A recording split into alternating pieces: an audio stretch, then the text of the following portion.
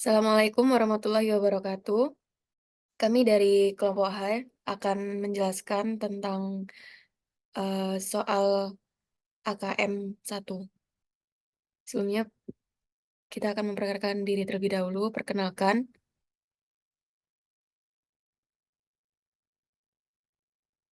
saya Verina Octaviana Sarioding, NPM akhir 299. Saya Sevina Aulia Putri, NPM akhir 356. Saya Albin Aditya Pradhana, NPM akhir 241. Saya Rizky Eka Wisbito, NPM akhir 278. Saya Marsanda Dwi Restuning Tias dengan MPM akhir 321.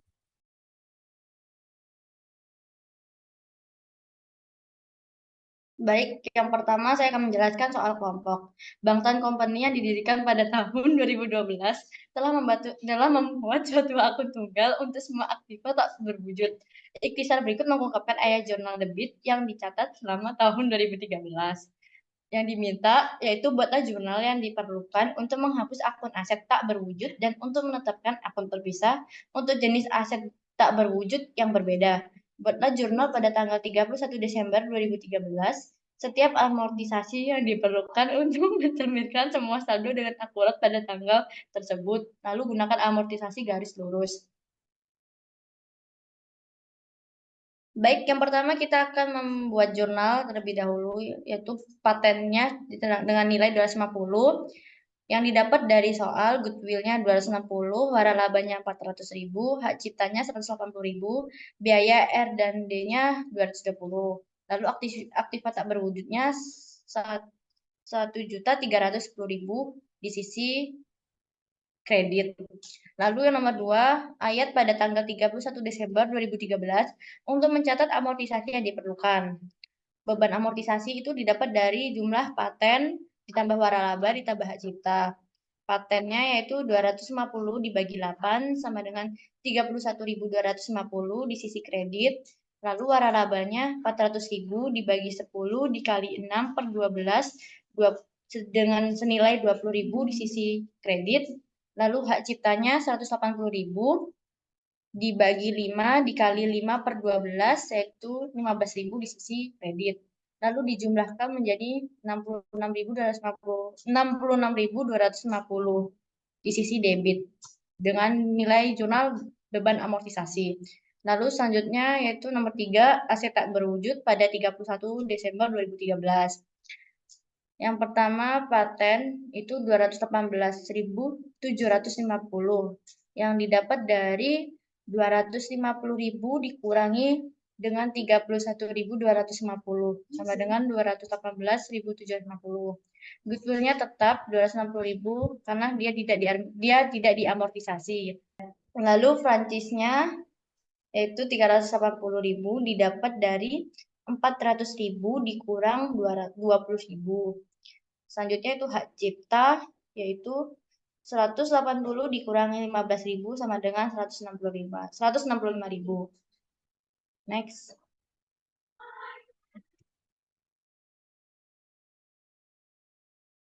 Baik, selanjutnya akan dijelaskan oleh rekan saya.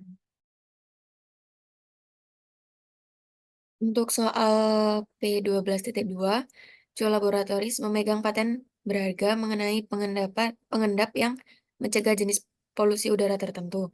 Jo tidak memproduksi atau menjual produk dan proses yang dikembangkannya.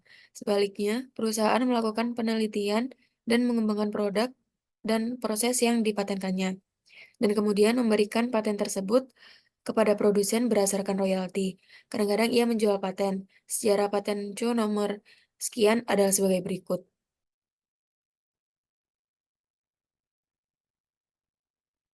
Berdasarkan pendatanganan kontrak royalti pada Maret 2019, paten tersebut dianggap layak secara ekonomi. Jo mempunyai masa manfaat 17 tahun ketika menerima paten pengendap awal. Pada tanggal 1 Januari 2021, perusahaan merevisi estimasi masa manfaatnya menjadi 5 tahun tersisa. Amortisasi dihitung selama setahun penuh jika biaya terjadi sebelum tanggal 1 Juli. dan tidak ada amortisasi untuk tahun tersebut jika biaya terjadi setelah tanggal 30 Juni. Tahun perusahaan berakhir pada tanggal 31 Desember. Instruksinya, hitunglah nilai tercatat paten nomor sekian pada setiap tanggal berikut. Yang A, 31 Desember 2016, B, 31 Desember 2020, C, 31 Desember 2023. Selanjutnya ya ini jawaban dari P12.2 pada soal A ya ini 31 Desember 2016 di mana biaya mendapatkan hak paten pada tanggal 30 Juni terdapat jumlah yakni 59.500 dengan amortisasi tahun 2016 yakni caranya 59.500 dibagi dengan 17 mendapatkan hasil 3.500. Nah, untuk nilai percatatan pada tanggal 31 Desember 2016 yaitu biaya mendapatkan paten pada tanggal 30 Juni yaitu 59.500 dikurangi dengan amortisasi 3.500 menjadi 56.000. Selanjutnya yaitu yang B 31 Desember 2020. Yang pertama yakni nilai tercatatnya pada tanggal 31 Desember 2016 yaitu yang di atas tadi yang sudah dihitung yakni 56.000 diamortisasi pada tahun 2016 yaitu 59.000 dibagi dengan 17 mendapatkan hasil 3.500 dan juga amortisasi pada tahun 2017 senilai 3.500. Hasilnya yaitu 56.000 dikurangi dengan 7.000 menjadi 49.000. Selanjutnya yaitu ada biaya hukum untuk mempertahankan pada bulan Desember 2018 senilai 42.000 dan nilai tercatat pada tanggal 31 Desember 2015 yaitu 49 ditambah 42.000 menjadi biaya hukum untuk mempertahankan pada bulan Desember yakni 42.000. Nilai tercatat pada tanggal 31 Desember 2015 yakni senilai 91.000. Yang selanjutnya yakni biaya penalti yang dikapitalis yakni senilai 49.000.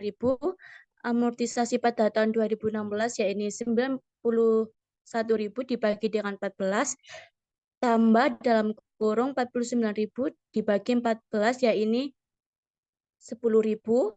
Selanjutnya yakni amortisasi pada tahun 2020 juga senilai 10.000. Jadi nilai tercatat pada tanggal 31 Desember 2020 yakni 91.000 ditambah dengan 49.000 dikurangi dengan 20.000 menjadi 120.000. Selanjutnya akan dijelaskan oleh Selanjutnya yaitu di tanggal 31 Desember 2023, nilai tercatat pada tanggal 1 Desember 2020 dari yang di atas yang sudah dihitung 120.000. Lalu amortisasi pada tahun 2020 24.000 dari 120.000 dibagi 5. Lalu amortisasi pada tahun 2021 24.000, amortisasi pada tahun 2022 24.000. Jumlah amortisasi di 3 tahun tersebut yaitu 72.000. Lalu nilai tercatat pada tanggal 31 Desember 2023 yaitu dari tahun 2020 120.000 dikurangi dengan total amortisasi 72.000, hasilnya 48.000. Selanjutnya akan dijelaskan oleh rekan saya. P12.3 yaitu pada tanggal 1 Januari 2022, Sandro menandatangani kesepakatan untuk beroperasi sebagai franchise dari Asian Company Service dengan biaya perolehan awal waralaba sebesar 75.000. Dari jumlah ini sebesar 15.000 dibayarkan ketika perjanjian ditandatangani dan sisanya dibayar dalam 4 kali pembayaran tahunan, masing-masing sebesar 15.000 mulai 1 Januari 2023. Perjanjian tersebut mengatur bahwa uang muka tidak dapat dikembalikan dan tidak ada layanan masa depan yang dapat ditagihkan dari pemilik waralaba. Nilai sekarang pada tanggal 1 Januari 2022 dari 4 pembayaran tahunan yang didiskonkan pada tingkat 14%, tingkat implisit untuk pinjaman di sini adalah 43.700. Perjanjian tersebut juga menyatakan bahwa 5% dari pendapatan waralaba harus dibayarkan kepada pemilik waralaba setiap tahunnya. Pendapatan Sandro dari waralaba ini untuk tahun 2010 untuk 2020 adalah 900.000. Sandro memperkirakan umur manfaat dari waralaba adalah 10 tahun. Tunjuk lihat bab 18 untuk menentukan perlukan akuntansi yang tepat untuk fee dan pembayaran waralaba. Kedua, Sandro mengeluarkan biaya eksperimental dan pengembangan pada laboratorium sebesar 65.000 untuk mengembangkan paten yang diberikan pada tanggal 2 Januari 2022. Biaya jasa hukum dan biaya lain-lain yang terkait dengan pendaftaran paten mencapai 17.600.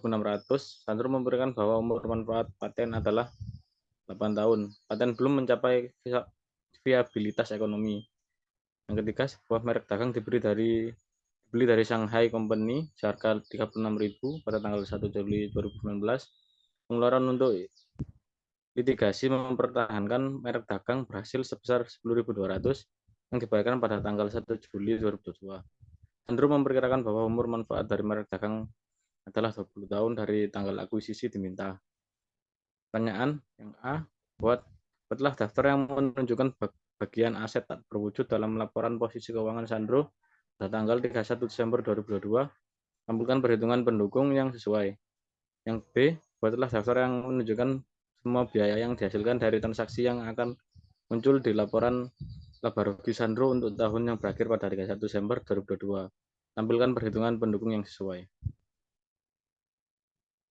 Untuk jawaban P12.3 yang adalah Sandro Corporation dengan laporan aset tak berwujud per 31 Desember 2022 adalah kita masukkan waralaba sebesar 52.830 dari